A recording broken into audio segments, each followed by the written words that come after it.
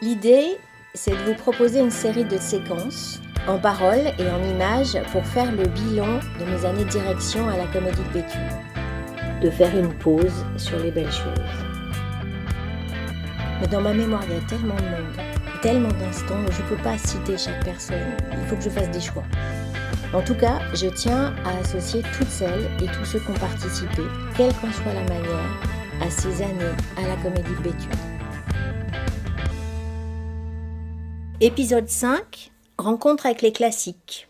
J'ai envie de parler des classiques, des textes classiques de théâtre, du répertoire. Parce qu'à la Comédie de Béthune, j'ai travaillé ce sujet, je crois, d'une manière singulière.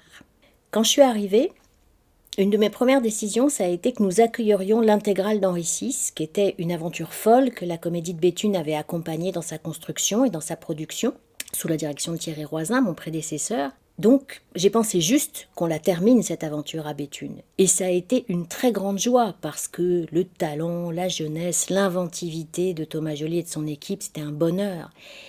C'est une aventure rare, pour pas dire exceptionnelle. Mon parcours artistique, il est très orienté sur les écritures d'aujourd'hui, avec des auteurs, des autrices, et comment ils peuvent décrire et traduire le monde dans lequel nous vivons. Donc pour moi, en arrivant, les classiques, c'était un sujet un peu neuf, un peu inconnu. Et moi, je crois que j'avais un peu peur de reconduire, sans le vouloir, une idée conventionnelle du théâtre, des ors et du velours rouge. Et j'avais envie de proposer des classiques, mais traités de façon très moderne, pour que le public puisse y lire le monde d'aujourd'hui. Il y a toujours un risque de laisser sur le côté, par inattention ou par indifférence, des spectateurs qui vont se dire « mais c'est pas mon histoire, moi, ce truc-là, c'est pas mon monde, j'existe pas là-dedans ». Alors je crois que les héros de l'âge classique, il faut les rapprocher de nous, les pièces classiques, il faut les rapprocher de nous. Les transpositions, les réinventions, les réécritures, les collages, tout ça, c'est des outils qui sont possibles pour cette voie-là. C'est quand même intéressant de savoir que dans le cahier des charges d'un centre dramatique, la mission première, c'est de proposer de nouvelles formes de théâtre, plutôt que des formes qu'on reconduit de génération en génération.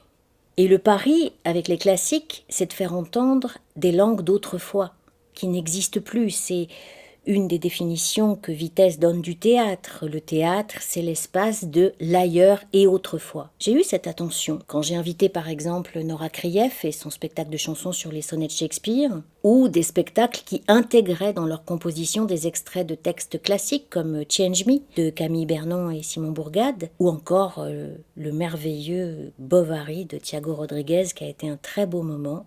Et puis, j'ai cherché des productions sur des classiques aussi qui m'engagent peut-être plus intimement dans mes choix, dans ce que j'avais envie de voir raconter. Des spectacles qui représentent le peuple, les conquêtes et les combats du peuple. Et aussi les drames intimes des femmes parce qu'on ne se refait pas.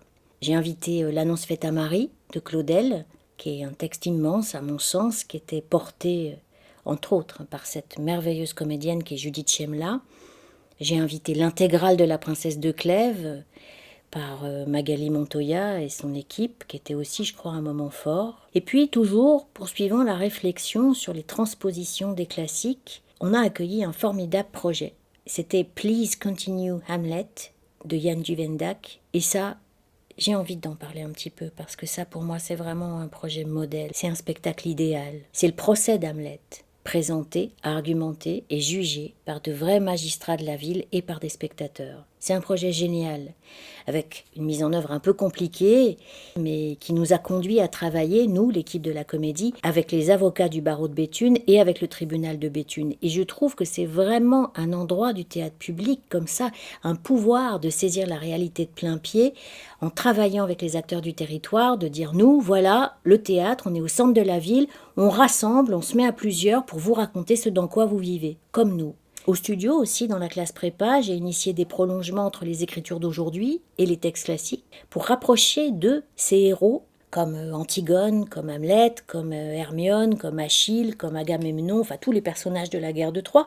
C'est ceux qu'on retrouve d'ailleurs dans Odyssée 2020, cette commande à 4 auteurs d'aujourd'hui de courtes pièces à partir des épisodes de l'Odyssée d'Homère. Les classiques, c'est là d'où nous venons, tous, mais plutôt que de programmer des classiques, j'ai proposé qu'on travaille la relation des écritures et des formes de théâtre d'aujourd'hui avec les classiques.